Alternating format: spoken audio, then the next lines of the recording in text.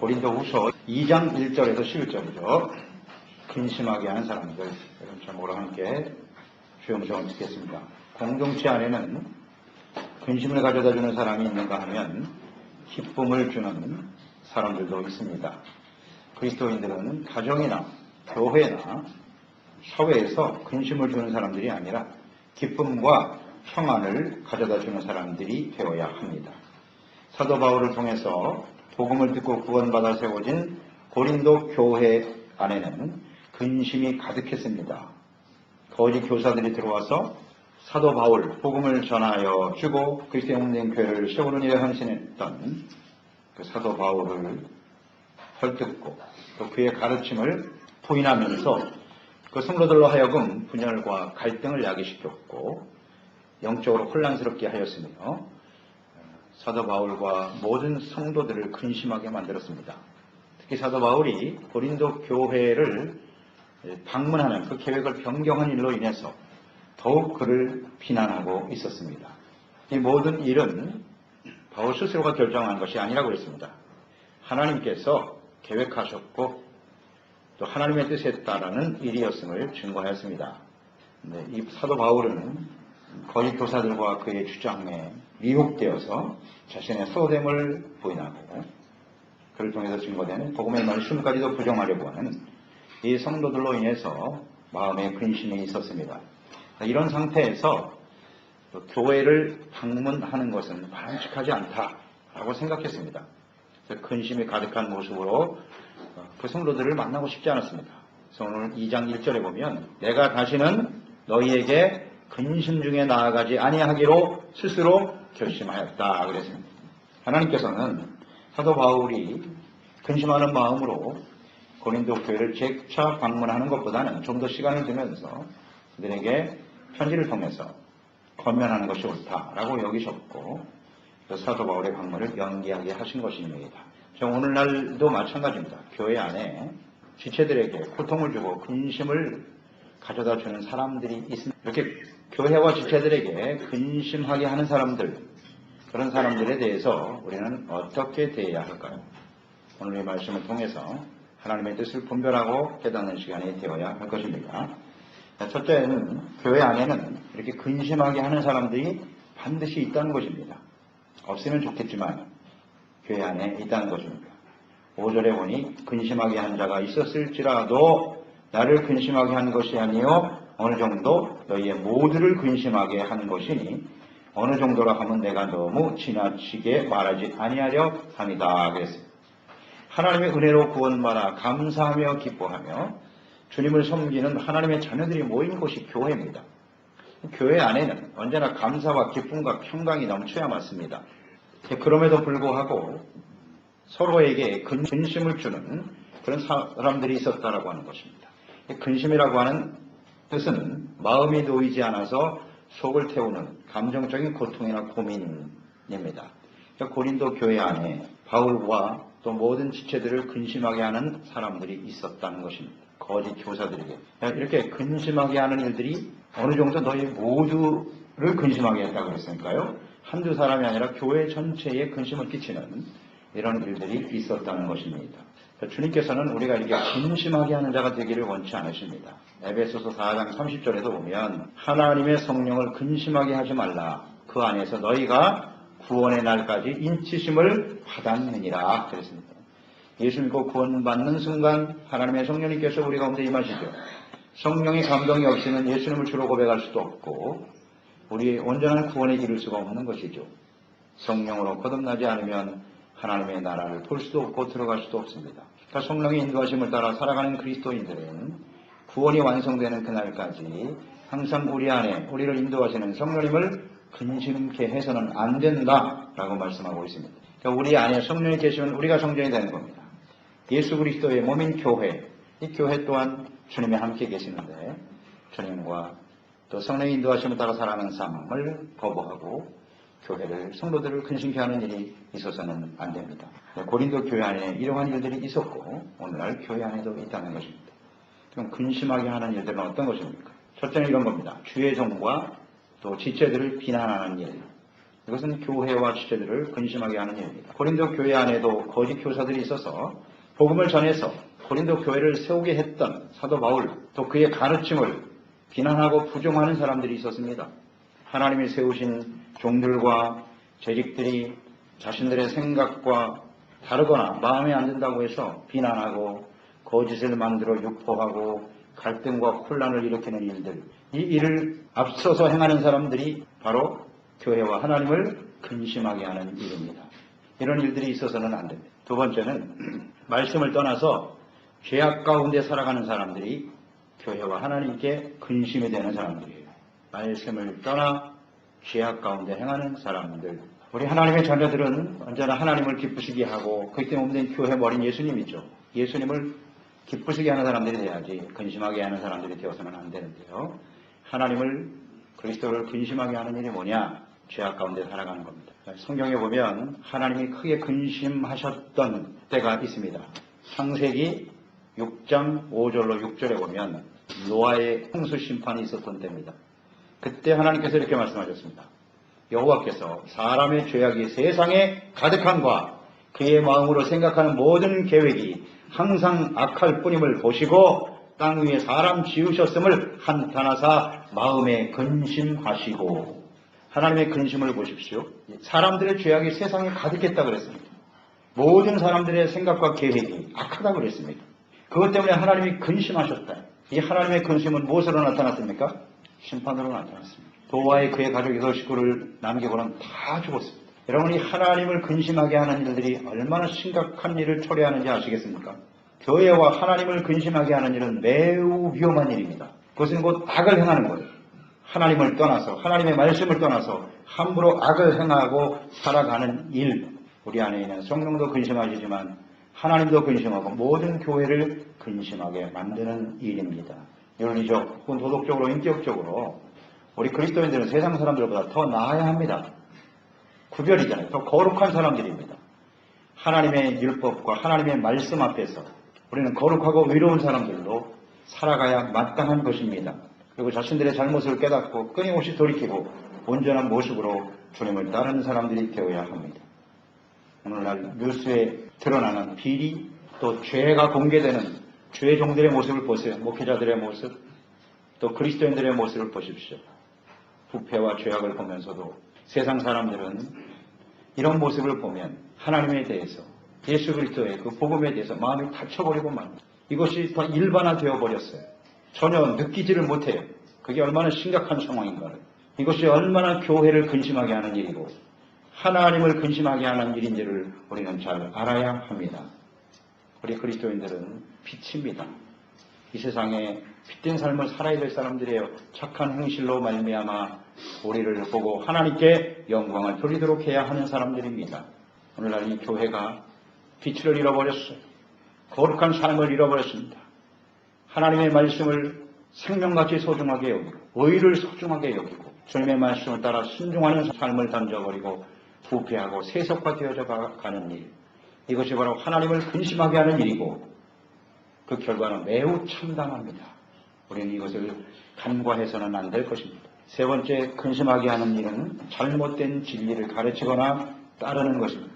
교회 안에는 반드시 하나님의 말씀으로 가르침을 받고 또 하나님의 말씀을 배우고 그 말씀이 중심이 되고 말씀 중심의 삶을 살아야 마땅합니다. 그러므로 교회는 당연히 하나님의 말씀을, 성경을 바르게 가르쳐야 합니다. 또 성도들은 하나님의 말씀을 잘 배워야 할 책임과 의무가 있는 것입니다. 교육도 의무입니다. 교육은 그 나라의 국민이라면 당연히 해야 될 의무입니다. 그러므로 우리가 예수 그리스도 안에서 하나님의 자녀요, 하나님의 나라의 백성이라면 당연히 교회에 나와서 하나님의 말씀을 배워야 하는 것입니다. 배워야 돼요. 그런데 이 배움을 포기하고 가르침을 거부하고 살아가기 때문에 분별력이 사라져버립니다. 교육을 받지 못하면 분별력이 없어요. 지혜가 없습니다. 지식이 없습니다. 잘못된 선택을 하게 되고 오늘날 이렇게 말씀을 가까이 하고 공부하는 일을 게을리하는 이 사람들에게 거짓 이단들이 찾아오는 것입니다. 그래서 사람들에게 잘못된 진리를 가르쳐요. 분별력이 없어요. 그게 진리인지 거짓인지를 분별할 능력이 없다. 안타까운 일입니다. 요즘 한국 교회를 어지럽히는 신천지 이단들이 있는데 이건 이만이라고 하는 교주예요. 교주. 그 사람이 재림 예수입니다. 이 말도 안 되는 이단 교리에다가 성경을 뒤집어 씌운 거예요. 그래서 사람들을 속입니다. 성경 공부하자고 사람들을 유혹합니다.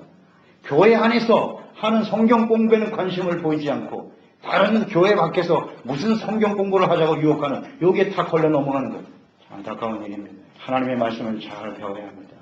그리고 이 잘못된 진리를 전하거나 가르치는 일들을 분별해내서 교회와 우리의 믿음을 바르게 지켜야 하는 것입니다. 이렇게 잘못된 진리를 가르치거나 가까이 하는 것, 이것이 바로 하나님과 교회를 근심시키는 일이에요. 가까이 해서는 안 됩니다. 오늘 잘 생각해 봐야 합니다. 교회 안에는 분명 하나님에게 기쁨이 되는 사람이 있는가 하면 교회와 지체들에게 근심이 되는 사람이 있단 말이죠. 나는 교회를 근심하게 하는 사람입니까? 아니면 교회를 건강하게 행복하게 기쁨으로 만드는 사람입니까? 분명한 것은 교회 안에 이와 같은 교회를 근심하게 하는 사람들이 있다는 것이고 그것으로 인해서 성도들이 근심하고 있다는 것입니다. 그러면 교회를 근심하게 하는 이런 사람들에 대해서 우리는 어떻게 대해야 할까요? 두 번째는 신실한 마음과 사랑으로 권면해야 한다는 것입니다. 2절로 4절 말씀을 보세요. 내가 너희를 근심하게 한다면 내가 근심하게 한 자밖에 나를 기쁘게 할 자가 누구냐? 내가 이같이 쓴 것은 내가 갈 때에 마땅히 나를 기쁘게 할 자로부터 도리어 근심을 얻을까 염려하며 또 너희 모두에 대한 나의 기쁨이 너희 모두의 기쁨이 줄 확신함이로라. 내가 마음에 큰 눌림과 걱정이 있어 많은 눈물로 너희에게서 노니 이는 너희로 근심하게 하는 것이 아니요 오직 내가 너희를 향하여 넘치는 사랑이 있음을 너희로 알게 하려 함이니라. 아멘입니다. 바울은 고린도 교회 성도들을 근심시키는 사람이 아니었습니다. 그들에게 생명의 복음을 전파해주고 하나님의 말씀을 가르쳐주고 예수 그리스도를 믿고 죄사함 받아 하나님의 자녀가 되는 기쁜 소식을 전했던 하나님의 사도입니다. 근심이 아니라 기쁨과 생명을 준 사람입니다. 그런 신실한 종이었습니다. 그런데 하지만 거짓 교사들이 바울을 비난하고 혼란스럽게 함으로써 교회와 성도들에게 큰 근심을 가져다 주었습니다. 이러한 성도들을 대하는 바울 역시 마음이 편하지 않았습니다. 그 마음에 근심이 있었습니다. 바울은 이러한 근심으로 고린도 교회를 직접 방문하지 않았습니다.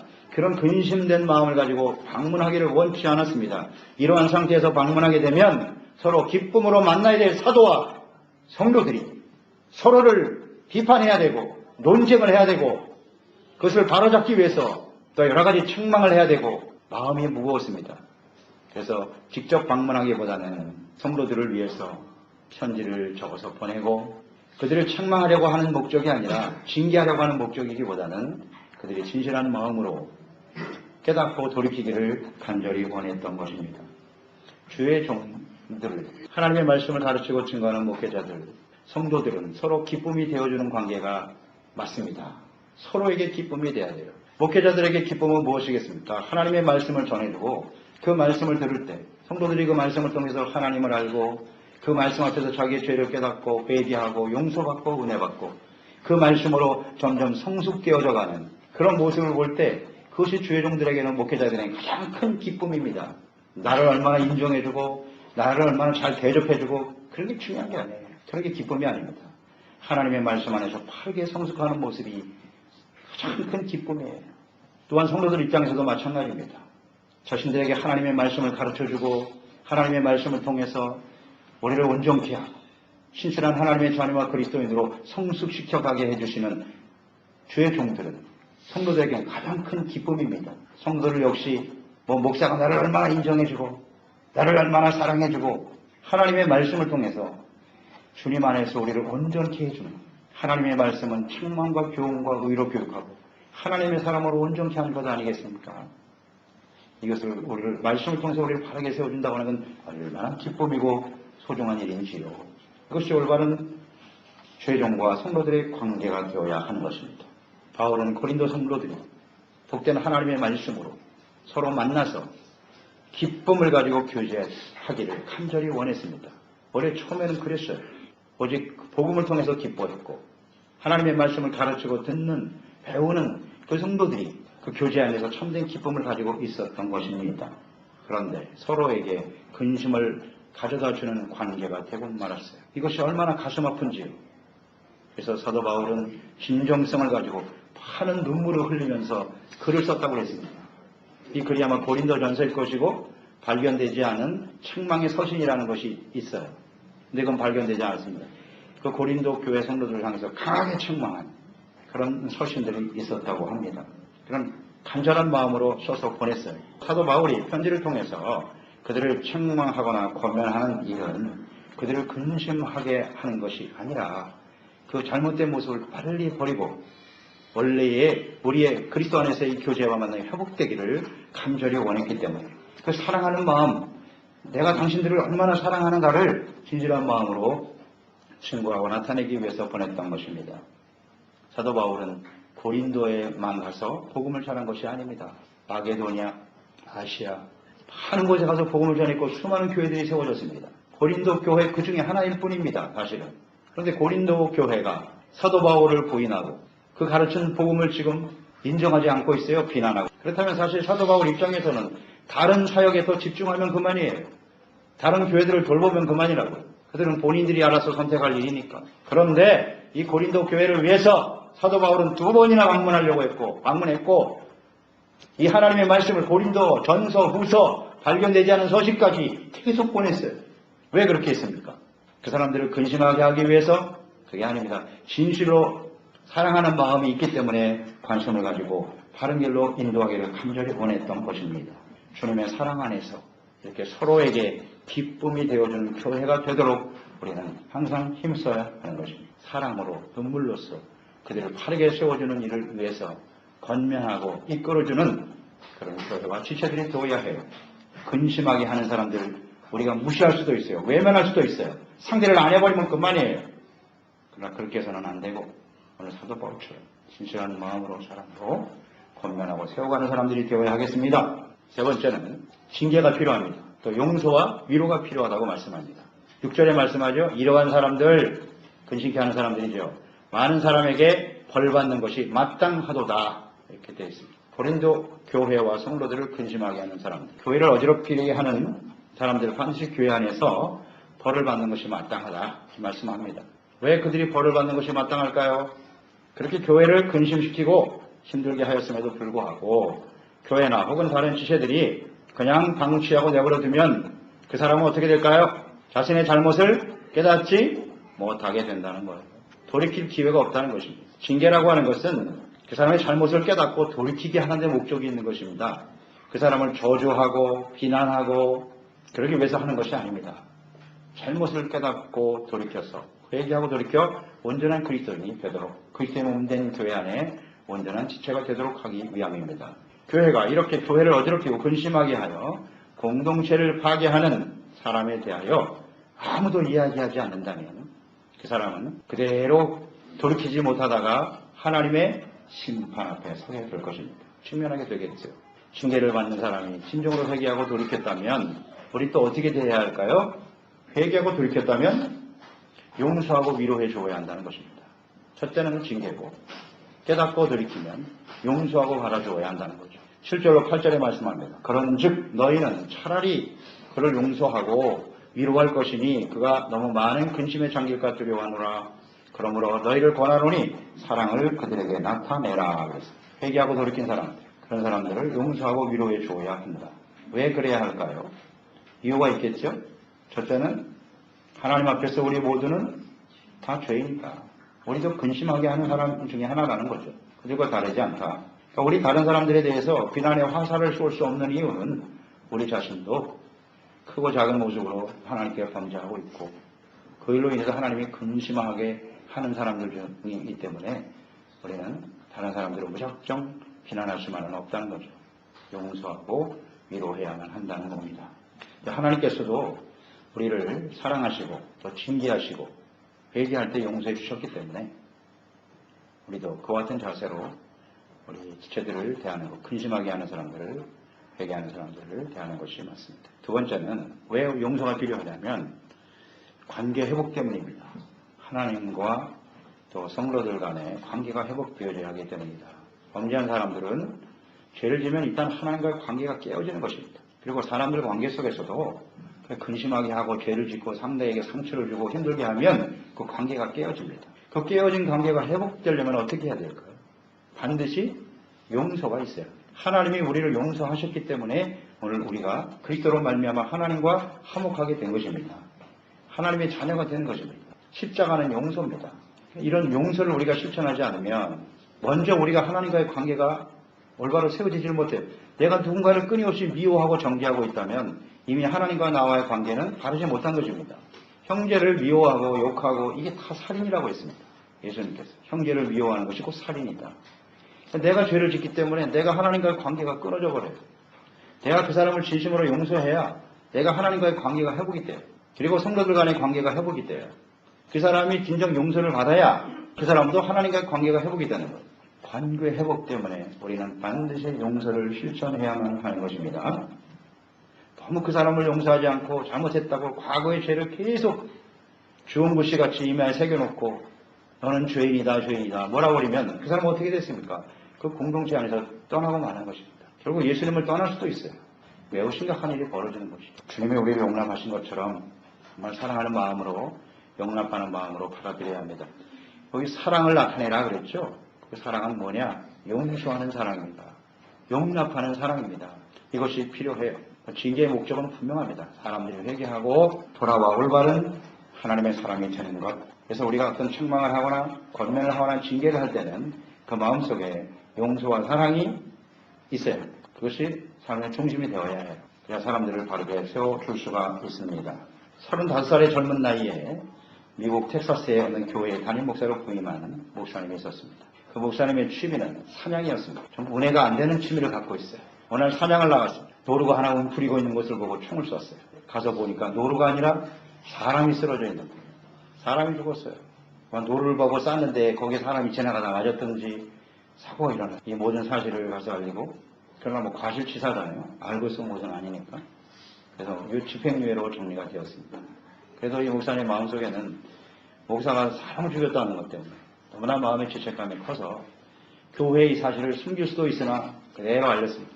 제가 이만저만해서 과실치사로 집행유예 선고를 받았는데 내가 아무리 생각해봐도 이 목사로서 은혜가 안 되는 것 같습니다. 사직서를 했습니다. 더 이상 나는 이 목회를 할 수가 없습니다. 그래서 사직을 하고 난 다음에 이 교회 안에서 새로운 청빙위원회가 열렸어요. 그럼 다음에 어떤 목사님을 새로 모실 것이냐.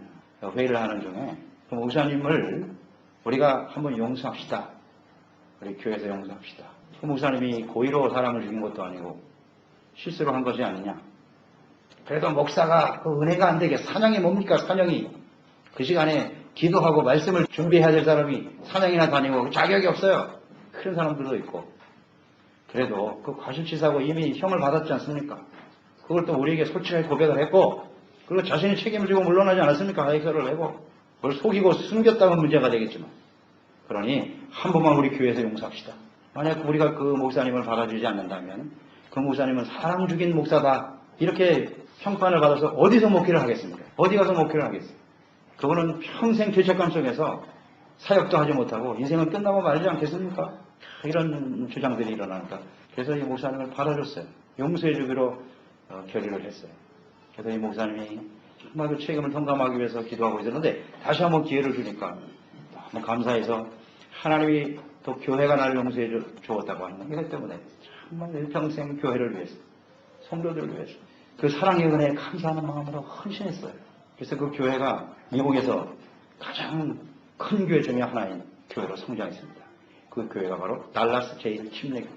그리고 그 목사님이 크리스 웰이라고 하는 목사님. 여러분 크리스 웰 목사님이 쓴 성경 공부나 책들을 혹시 보신 분이 있을 거예요. 많은 서적을 남겼어요. 신앙 서적을 남기고 정말 93세까지 하나님 앞에 교회를 위해서만 헌신하고 충성했던 훌륭한 목사님으로 사역을 마칠 수 있었다고 합니다. 진실한 마음으로 용서를 하니까 이런 놀라운 역사들이 일어나지 않겠습니까? 용서해야 될 이유가 바로 여기에 있는 것입니다. 그래서 마태복음 18장 35절에 말씀합니다. 너희가 각각 마음으로 형제를 용서하지 아니하면 나의 하늘 아버지, 너희 하나님 아버지께서도 너희에게 이와 같이 하시리라. 용납하지 않으면 주님도 우리를 용납하실 수 없답니다. 진실로 우리가 용서할 때 주님도 우리를 용서해 주십니다. 끝으로 우리가 정말 용서하고 위로해야 될 이유가 나와 있습니다. 그 마지막 절 11절에 말씀하고 있죠. 이는 우리로 사탄에게 속지 않게 하려 함이라 우리는 그의 계략을 알지 못하는 바가 아니로라. 왜 우리가 용서해야 합니까? 사탄의 계략에 빠지지 않도록 하기 위하여. 악한 원수마귀가 하는 일은 간단합니다. 교회 안에 성도들을 이렇게 근심하게 하는 일입니다. 거짓을 만들어내고 서로 비난하게 만들고 싸우게 만드는 겁니다. 이것이 사탄의 계략이에요. 서로 미워하고 서로 원망하게 만들고. 그러니까 우리가 용서하는 것은 사탄을 이기는 강력한 힘입니다. 그게 능력이에요. 악한 원수마귀는 용서하지 말라고 합니다. 서로 미워하라고 말합니다. 그리고 자신들의 각자 나름대로 정당성을 주장하게 만드는 겁니다. 사탄의 계략이에요. 이런 계략을 우리가 알기 때문에 사랑과 용서를 통해서 그리스도의 몸된 교회를 바르게 세우고 온전한 믿음으로 성숙해가는 그런 교회와 성도들이 되어야 하겠습니다. 다시 한번 생각합니다. 나는 교회 안에 근심하게 하는 사람입니까? 아니면 기쁨과 평안을 주는 사람인가요? 사랑과 용서로 하나됨을 만들어가는 사람인가요? 우리 모두가 교회를 근심케 하고 하나님을 근심케 하는 사람들이 아니라 그리스도의 몸된 교회를 하나되게 하고 참된 기쁨과 평강으로 주님의 신실한 제자와 일꾼으로 쓰임받는 삶이 되시기를 축원합니다.